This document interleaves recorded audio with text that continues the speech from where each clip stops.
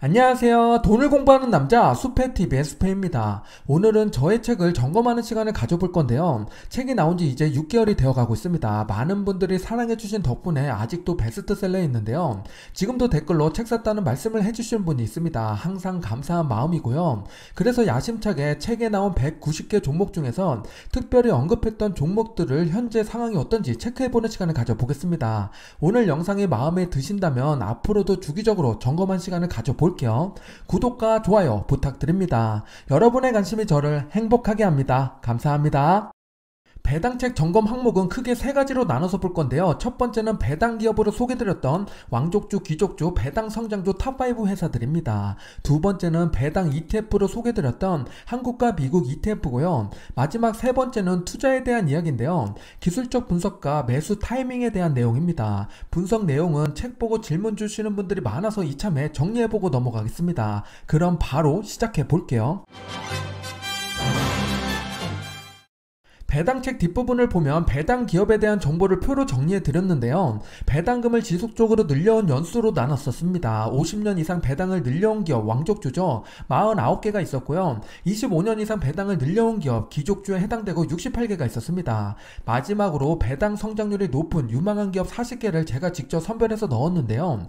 모든 기업을 소개해드리면 좋겠지만 우리에게는 시간이 금이니까 이 중에서 탑5를 뽑아서 언급드렸습니다. 그 기업들을 소개드려 보면요. 왕족주에서는 존슨앤존슨, P&G, 펩시, 에브비, 로우스가 있었고요. 귀족주에서는 엑슨모빌, 맥도날드, 넥스테라 에너지, S&P 글로벌, 메드트로닉이 있습니다. 배당 성장주에서는 유나이티드 헬스, 브로드컴, ASML, MSCI, 트랙터 서플라이가 있었죠. 혹시 이 중에서 투자하고 있는 기업이 있나요? 책 출간하고 지금까지 어떤 흐름을 보이고 있는지, 배당을 잘 지급하고 있는지 팩트 체크해 보겠습니다. 첫 번째로 배당 왕족주를 먼저 볼게요. 최근 6개월간의 주가 차트인데요. 가장 많이 오른 기업은 에브비로 20% 상승이 나왔고 가장 적게 오른 기업은 존슨앤존슨으로 3% 올랐습니다. 마이너스가 없어서 다행인데요. 최근 헬스케어 기업들이 힘이 없어서 속상한 상황입니다. 하지만 섹터 순환이 일어난다면 앞으로 좋은 바람이 불어올 수도 있겠죠. 기대해봐야겠습니다. 그리고 나머지 기업들은 10% 내외로 선방을 하고 있고요. 주가는 좋은데 배당금 인상은 어떻게 됐을까요? 바로 뒤에서 살펴보겠습니다. 현재 배당률부터 보면 에브비가 3.7%로 가장 높고요. 로우스는 1.9%로 가장 낮습니다. 배당률은 섹터와 기업의 특징에 따라서 다를 수밖에 없겠죠. 존슨앤존슨은 보통 2% 후반의 배당률이 평균적인데요. 최근 주가가 주춤하면서 배당률이 높아진 모습입니다. 그럼 최근 1년 동안 배당금 인상폭이 가장 큰 친구는 누구일까요? 계산을 봤더니 펩시가 7.11%로 가장 높게 올랐습니다. 예를 들어서 올해 물가 상승률이 4%라면 존슨앤존슨은 거의 현상 유지한 거나 마찬가지죠. 혹은 배당금 인상하지 않고 동결을 했다면 같은 돈을 받아도 우리 돈의 가치는 하락한 거나 마찬가지입니다. 감안해서 생각해보면 인플레로 곤욕을 치르는 와중에 펩시는 격한 상승을 보여줬습니다. 그 다음으로 P&G가 6.99%로 2등을 차지했고요. 장기 투자를 한다면 현재 배당률도 중요하지만 배당 성장률도 잘 체크해야 됩니다. 그래야 우리가 미래의 배당금이 신나게 올라갈 가능성이 높아지는 거죠. 참고하시기 바랍니다. 두 번째로 배당 귀족주를 볼게요. 최근 6개월간의 주가 차트인데요. 넥스테라 에너지가 34% 상승하면서 유틸리티의 역습을 보여줬습니다. 그 다음으로 엑슨모빌이 17%, 메드트로닉이 15%, S&P 글로벌이 9% 올랐는데요. 아쉽게도 맥도날드는 1% 하락하고 말았습니다. 6개월간 제자리 걸음을 했는데요. 안타까운 모습입니다. 현재 배당률을 체크해보면요. 메드트로닉이 3.2%로 가장 높고 S&P 글로벌이 1.1%로 가장 낮습니다. 최근 1년 동안 배당 성장률을 체크해보면요. 역시 잘나가는 넥스테라 에너지가 가장 높이 올랐죠. 10.16% 상승이 나왔습니다. 그 다음이 맥도날드로 9.87% 올랐고요. 맥도날드 배당금 인상은 시원하게 했는데 주가가 따라와주지 않는 모습이었습니다. 마지막 세 번째로 배당 성장주 탑5를 보겠습니다. 성장이란 단어가 들어간 만큼 주가 아웃퍼폼도 상당히 좋은데요. 최근 6개월 동안 브로드컴은 43% 올랐고 트랙터 서플라이는 41%, ASML은 35% 상승이 나왔습니다. 반면에 하락한 기업으로 유나이티드 헬스랑 MSCI가 있는데요. 나란히 마이너스 2%를 기록하고 있습니다. 현재 배당률을 보면요. 배당 성장주답게 다소 낮은 걸 알 수가 있죠. 대신에 주가 상승 모멘텀이 크기 때문에 장단점이 명확합니다. 최근 1년간 배당 성장률을 보면요. ASML이 20.4%로 압도적으로 높은 걸 알 수가 있죠. 있죠. 그 다음으로 MSCI, 브로드컵, 유나이티드 헬스, 트랙터 서플라이 순입니다. 트랙터 서플라이 빼고는 모두 다 10% 이상 성장하는 모습을 보여줬는데요. 역시 배당 성장도 다운 모습입니다. 왕족주, 귀족주, 배당 성장주에서 대표 기업 한 개씩을 가져오면 다음과 같습니다. 펩시, 넥스테라 에너지, ASML인데요. 이 기업에 100만원씩 투자하면 어떤 일이 벌어질까요? 배당률로 보면 펩시가 좋아 보이고 배당 성장률로 보면 ASML이 괜찮아 보이는데요. 현재 배당률과 최근 5년간의 배당 성장률을 가지고서 계산해 보겠습니다. 각각 100만원씩 적립식 투자했다고 가정해 보겠습니다. 당연히 배당금도 재투자한 내용으로 뒤로 갈수록 기울기가 격하게 올라가는 걸 볼 수가 있죠. 빨간색인 ASML이 배당 성장률이 20%가 넘는 만큼 뒤로 갈수록 엄청나게 올라갑니다. 장기 투자했을 때 매력이 10분 발휘되는 모습이죠. 배당금을 계산해 볼게요. 10년 차에는 펩시가 월 배당금으로 40만원을 받게 되고 넥스테라 에너지는 41만원, ASML은 19만원입니다. ASML 시작 배당률이 0.8% 밖에 되지 않기 때문에 차이가 날 수밖에 없죠. 그래도 펩시와 ASML 처음 배당률이 3배 이상 차이가 났었는데요. 2배까지 따라잡는 모습입니다. 30년 차가 되면 ASML이 압도적으로 높아지죠. 월 배당금이 1000만원이 넘어서게 됩니다. 펩시는 388만원, 넥스테라 에너지는 608만원입니다. 30년을 놓고 보면 ASML에 투자해야겠다고 생각할 수가 있는데요.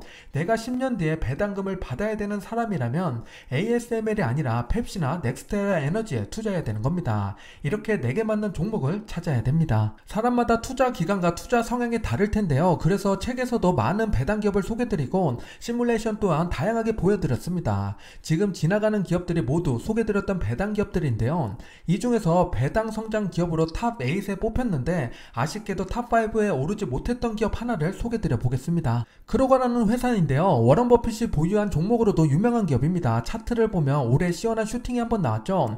3월 실적 발표 이후에 격한 상승을 보여줬습니다. 다음 실적이 6월 13일인데요. 예치치를 보면 좋게 나오고 있는데 과연 어떻게 될지 지켜보면 좋겠습니다. 크로거를 조금 더 자세히 말씀드리면요. 미국의 종합 유통업체입니다. 월마트와 경쟁하는 회사로 미국 로컬 유기농 제품을 판매하고 있습니다. 안전한 식료품 기업이란 인식이 되어 있는데요.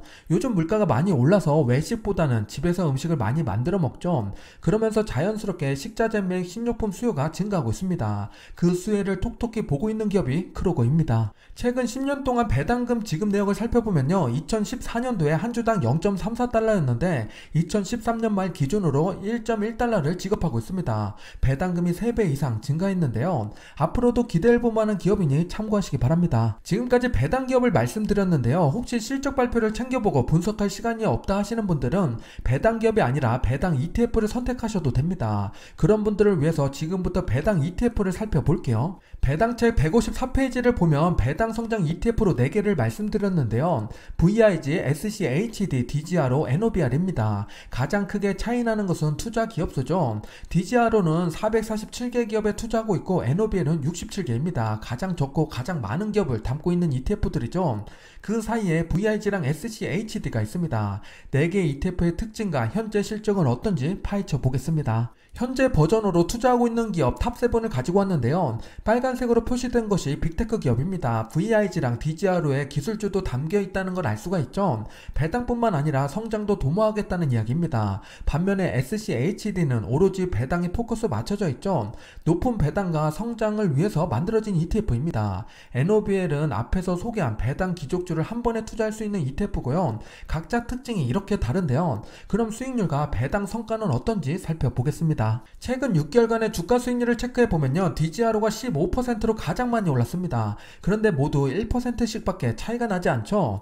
ETF는 많은 기업을 담고 있기 때문에 주가 변동성이 적은 편입니다. DGRO랑 VIG가 수익률이 1에서 2% 높은 이유는 앞에서 봤듯이 성장주를 담고 있기 때문입니다. 그래도 4개 모두 다 아름다운 성장을 보여주고 있죠. 앞에서 봤던 배당 기업들을 보면 잘 나가는 회사는 30% 이상 수익률을 보이지만 못 나가는 회사는 보합이나 혹은 마이너스 2%였습니다. 혹시라도 내가 선택한 기업이 최근 6개월 동안 10%가 넘지 않다면 ETF에 투자하는 것도 좋은 생각이 됩니다. 배당률과 배당 성장률을 체크해 볼게요. 배당 ETF는 매 분기마다 배당률이 들쑥날쑥하기 때문에 1년을 비교하기에는 편차가 큰 편이고요. 그래서 최근 5년 동안 연평균 상승률을 가지고 왔습니다. 보면 SCHD가 11.8%로 압도적으로 높은데요. 그래서 SCHD를 좋아하는 사람들이 많은 겁니다. 주가 상승을 보면 DJRO가 가장 높은 게 지금의 현실이고요.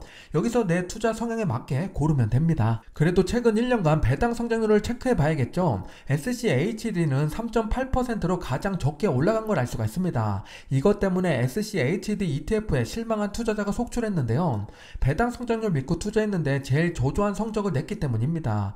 여기서 우리가 최근 1년을 갖고 투자의 방향을 바꿔야 되나 고민을 해봐야 되는데요. 통계 자료를 분석할 때 최소 3개 혹은 5개에서 양끝 2개를 빼고 계산하는 게 있는데요. 즉 1년이 아니라 3년 혹은 5년을 봐야 조금 더 정확한 데이터가 완성된다는 이야기입니다. 그런 의미에서 저는 SCHD 과거 10년을 믿고 우선 작년 1년은 보류하려고 합니다. 그래도 올해 데이터만 보면은 DJRO랑 NOBL이 가장 높으니까 참고하시기 바랍니다. 배당 ETF 4개를 말씀드렸지만 하나만 투자하기에는 뭔가 아쉬운 마음이 들죠. 요즘같이 성장주가 신나게 올라가는 타이밍에 더욱더 상대적으로 박탈감을 느끼게 됩니다. 그래서 S&P 500 혹은 나스닥 100을 함께 투자하는 것이 좋은데요. 여기서 궁금해지는 것이 배당 ETF랑 지수 추종 ETF의 중복률이 얼마나 되나겠죠. 이것을 하나씩 분석해 보겠습니다. S&P 500과 배당 ETF 4개의 중복률을 체크해 보겠습니다. 500개의 기업과 각 ETF의 수량은 다음과 같은데요. 중복되는 기업수를 카운팅해서 비율로 계산해 봤는데요. 맨 밑에 있는 노블이 100% 일치합니다. 배당 기족주 자체가 S&P 500에 있는 기업 중에서 선별했기 때문이죠. 그리고 DJRO는 230기업이 겹쳐서 51%가 되고 VIG는 171개 기업이 겹쳐서 중복률 54%입니다. SCHD는 47개의 기업이 겹쳐서 중복률이 47%가 되는데요. S&P 500과 꽤 많이 겹치는 기업들이 많죠. 겹친다고 무조건 배제하라고 말씀드리는 게 아닙니다. 겹치는 것을 알고 투자해야 되는 거죠. VIG에 투자한다면 애플과 마소 같은 기업이 양쪽에 있다는 걸 알아야 되는 거죠. 그래야 빅테크 변동성에 따라서 내 ETF 2개가 함께 움직인다는 걸 알게 됩니다. 나스닥 100과 배당 ETF의 중복률을 체크해 볼까요? 중복을 계산해 봤더니 6에서 8% 정도 일어나고 있는데요. 상당히 적죠. 겹치는 기업 수를 보면 DJRO부터 34개, 26개, 6개 기업입니다. 이래서 배당 ETF는 QQQ랑 잘 어울린다고 말씀을 드리는 거고요. SCHD 뿐만 아니라 다른 배당 ETF들도 중복률이 적으니까 참고하시기 바랍니다. 중복률만 체크하고 끝나면 재미가 없겠죠. 실제로 투자하면 어떤 일이 벌어지는지 살펴보겠습니다. 나스닥 100에 50만원 투자하고 배당 ETF에 각각 50만원 투자해서 적립식으로 100만원씩 맞춰보겠습니다. 이랬을 때 자산 증식과 배당금이 얼마나 달라지는지 계산해 볼게요. 자산의 변화를 먼저 살펴볼게요. 10년 차에는 자산이 2억 7천에서 2억 8천만원 큰 차이가 나지 않죠. 그런데 20년 차가 되면 14억에서 15억 원, 1억 원의 차이가 발생됩니다. 비율은 비슷한데 자산이 커지니까 금액이 커질 수밖에 없는 거죠. 가장 크게 오른 자산은 VIG랑 SCHD입니다. QQQ는 동일하게 50% 들어가니까 배당 ETF의 수익률에 따라서 갈리게 되는 건데요. 과거 10년 동안 연평균 수익률이 좋았던 ETF가 바로 VIG랑 SCHD입니다. 과거 데이터가 미래를 보장해주지는 않지만 대략적인 흐름을 파악하는 데 큰 도움이 됩니다. 배당금은 얼마나 차이 날지 시뮬레이션을 돌려보겠습니다. 바로 30년 차를 보면요. DJRO 월 배당금이 259만원, VIG가 180만원, SCHD가 477만원, NOBL이 180만원입니다. 이 차이가 벌어지는 것은 배당 성장률도 있지만 초기의 배당률 자체가 SCHD가 높았기 때문인 것도 있습니다. 이래서 현재 배당률도 잘 체크하고 높게 받기 위해서 저렴한 가격에 매수하는 것도 중요합니다. 그리고 지금 데이터는 최근 5년간의 배당 성장률 기준으로 계산을 한 건데요. 앞에서 봤듯이 SCHD가 제일 저조했던 최근 1년 데이터 기준으로 시뮬레이션을 돌리면 어떻게 될까요? 바로 뒤에서 확인해 볼게요. 최근 1년간의 데이터를 가지고서 계산해 보면요. 30년차의 배당금이 가장 많이 오른 ETF는 DJRO입니다. 월 406만원이나 나오게 되고요. 2위는 SCHD로 221만원이 됩니다. 배당 성장률이 저조해도 앞에서 말씀드렸듯이 현재 배당률이 3%가 넘기 때문에 높은 배당금을 유지할 수 있는 겁니다. 배당 성장률과 현재 배당률 참 중요한 데이터죠. 앞으로도 배당 성장률을 꾸준히 모니터링 하면서 말씀드려 보겠습니다. 미국을 봤으니까 이제 한국으로 넘어와 볼게요. 배당책에서도 한국 배당 기업가 ETF를 소개드렸는데요. 국내 대표 배당 ETF 3개를 살펴보겠습니다. 배당책 184페이지를 보면요. 아리랑 고배당주, KB스타 고배당, 코덱스 배당 가치가 있습니다. 같은 배당 ETF지만 각자 특징이 다른데요. 투자하고 있는 기업을 보면은 어떤 색깔인지 눈에 띄게 알 수가 있죠. 바로 뒤에서 살펴볼게요. 현재 기준으로 투자하고 있는 탑7 기업을 가지고 왔습니다. 왼쪽에 있는 아리랑 고배당주부터 보면요. 하나금융, KB금융, 기업은행 등 금융주로 똘똘 뭉쳐져 있습니다. KB스타 고배당과 코덱스 배당 가치는 투자 기업이 거의 같죠. 단지 비중이 좀 다를 뿐인데요. 삼성전자에 투자하는 비중이 24%, 16%로 차이가 나고 있습니다. 얼마나 삼성의 비중이 높으냐에 따라서 갈리는 모습이고요. 그 뒤로 보면 배당 잘 주는 현대차, 기아차, 금융주가 포진되어 있습니다. 특징을 살펴봤으니까 실적을 어떤지 볼게요. 최근 6개월 동안의 주가 차트를 보면요. 다행히 모두 상승하는 모습을 보여줬습니다. 저 PBR주의 상승으로 수혜를 톡톡히 본 모습이죠. 아리랑 고배당주가 28% 올랐고 KB스타 고배당은 24%, 코덱스 배당 가치는 23%입니다. 아리랑 고배당주 금융주 비중이 높아서 더 크게 올라간 거죠.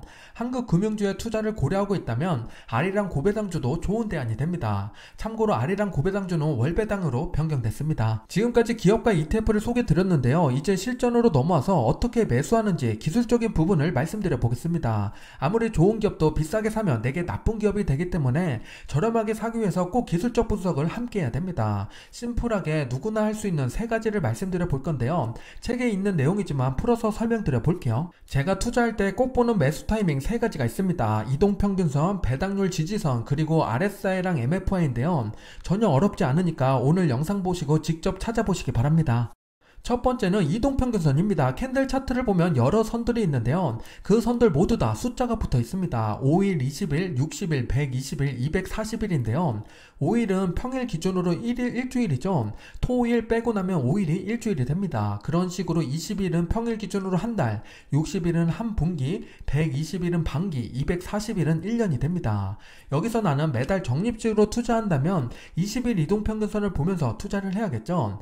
20일 이동평균선은 20일 동안 주가의 평균선을 나타낸 건데요. 즉 선보다 내가 아래에서 매수하면 최근 한 달 평균값보다 싸게 매수하는 겁니다. 그렇게 매번 20일 선보다 싸게 사면 평균 이하의 단가를 가져갈 수 있게 됩니다. 실제 차트를 보면요. 저는 20일 이동평균선을 노란색으로 표시해 뒀습니다. S&P 500 차트인데요. 노란색보다 내려가는 순간들이 있죠. 이럴 때 적립식으로 매수하는 겁니다. 간단한 방법이지만 매수할 때 일정 규칙을 갖고 있으면 심리적으로 더 편하게 살 수 있게 됩니다. 단 우상향한다는 전제가 있어야 되기 때문에 기업에 투자한다면 실적이 우상향하고 있는지 분석이 선행돼야 됩니다. 지수 ETF에 투자한다면 그렇게 큰 영향은 없지만 내가 투자하고 있는 기업이 있다면 그 기업의 방향을 결정하는 중요한 건 이 차트 이전의 실적입니다. 두 번째로 배당률 지지선을 체크해 볼게요. 앞에서 봤던 맥도날드를 가지고 왔는데요. 맥도날드의 과거 배당률을 체크해보면 2%에서 2.5% 구간에서 움직인 걸 알 수가 있습니다. 그럼 이 선들이 상한선과 하한선이 결정이 되는 거죠. 실제 배당률 차트를 보면서 말씀드려 보겠습니다. 최근 5년 동안의 맥도날드 배당률 차트를 보면요. 코로나19 때 격하게 올라갔지만 보통 일정 구간에서 움직인 걸 알 수가 있습니다. 이 구간을 위랑 아래를 선을 그어보면요. 신기하게도 배당률이 2%랑 2.5%입니다. 그렇다는 것은 맥도날드 배당률이 2.5%가 되면 주가가 상대적으로 많이 내려왔다고 판단할 수 있겠죠. 반대로 배당률이 2%가 되면 거품에 가까워졌다고 생각할 수 있습니다. 실제 차트를 한번 볼게요. 맥도날드의 주봉 차트를 가지고 왔습니다. 실제로 배당률이 2.5% 구간이 저점이었고 배당률 2% 구간이 고점이었습니다. 그런데 차트에서 2022년과 23년도 보면 빨간색 2.5% 구간이 바닥이 다르죠. 왜 그럴까요? 그것은 2023년으로 넘어갈 때 배당금이 9% 인상했기 때문에 주가 바닥 또한 올라가게 되는 겁니다. 그렇다는 것은 배당 성장률은 주가에 영향을 끼칠 수 있다는 거죠. 배당금을 올려준다는 것은 그 기업이 돈을 잘 벌고 있다는 반증이 되겠죠. 합니다. 투자에 참고해 보시기 바랍니다. 맥도날드의 장기 차트를 보면 꾸준히 배당금을 인상해온 만큼 주가도 꾸준히 상승한 걸 알 수가 있죠. 2% 배당률을 유지하면서 주가와 배당금 함께 오르는 건강한 기업입니다. 마지막 세 번째는 정말 차트를 보고 말씀을 드릴 건데요. 다양한 차트 분석이 있지만 기술적 분석으로 제가 보는 보조지표 두 개를 꺼내 보겠습니다. 상대 강도 지수라는 RSI랑 자금 흐름 지수라는 MFI를 보고 있습니다. 둘 다 매수 포인트를 잡기 위해서인데요. 감매도 구간을 알아내기 위해서입니다. RSI는 가격의 가격에 대한 강도를 나타내는 지수고, MFI는 거래량까지 포함해서 자금 흐름을 나타내는 지수입니다. RSI가 30 밑으로 내려오면 과매도 구간이라고 이야기하고요. MFI는 20 밑으로 내려와야 과매도 구간이라고 합니다. 이렇게까지 빠질 게 아닌데 하는 순간 보면 30과 20에 도달하는 순간들이 옵니다. 그렇다는 것은 자주 일어나지 않는다는 이야기죠. 최근 사례 두 개를 살펴보겠습니다. 펩시와 애플의 차트를 가지고 왔습니다. 왼쪽 펩시를 먼저 보면요, 2023년 10월에 RSI가 19, MFI가 19까지 떨어졌습니다. 이때 어떤 이유가 있어서 하락을 했겠죠. 아마 비만 치료제 때문에 급락이 나왔던 그때가 아닌가 싶습니다. 그런데 실적이 받쳐주니까 반등이 나와버렸던 거죠. 과매도 구간이었습니다. 그리고 오른쪽으로 넘어와서 애플을 보면요, 2024년 3월 최근인데요, 빅테크 기업 모두 다 오르는데 혼자 꼬꾸라졌었습니다. 그때 RSI가 22, MFI가 16까지 빠졌었죠. 그 뒤로 조금씩 빠지다가 결국엔 반등이 나왔습니다. RSI가 22까지 내려왔을 때 멤버십 영상에서 이런 경우 드물다고 언급을 드렸습니다. 이런 식으로 RSI랑 MFI는 비이상적으로 빠졌을 때 나오는 숫자들입니다. 하지만 무조건 빠졌다고 매수하면 안 되겠죠. 저렇게 빠졌지만 기업에 문제가 없어야 됩니다. 대외적인 이슈로 하락한다면 가장 좋겠죠. 투자에 참고해 보시기 바랍니다. 지금까지 배당 기업 ETF 투자 3가지 관점에서 배당책을 점검해 봤습니다. 책을 읽어보신 분들은 오늘 내용이 복습이 되셨으면 좋겠습니다. 배당책 여전히 사랑해 주셔서 감사합니다. 교보 후기도 하나하나 다 읽어보고 있는데요, 제가 수페TV를 운영하는 원동력이 되고 있습니다. 앞으로도 궁금한 내용이 있다면 언제든 말씀해 주세요. 정체되지 않고 항상 발전하는 수페가 되겠습니다. 오늘 영상이 도움이 되셨나요? 그렇다면 구독과 좋아요 부탁드립니다. 오늘도 성공 투자하세요.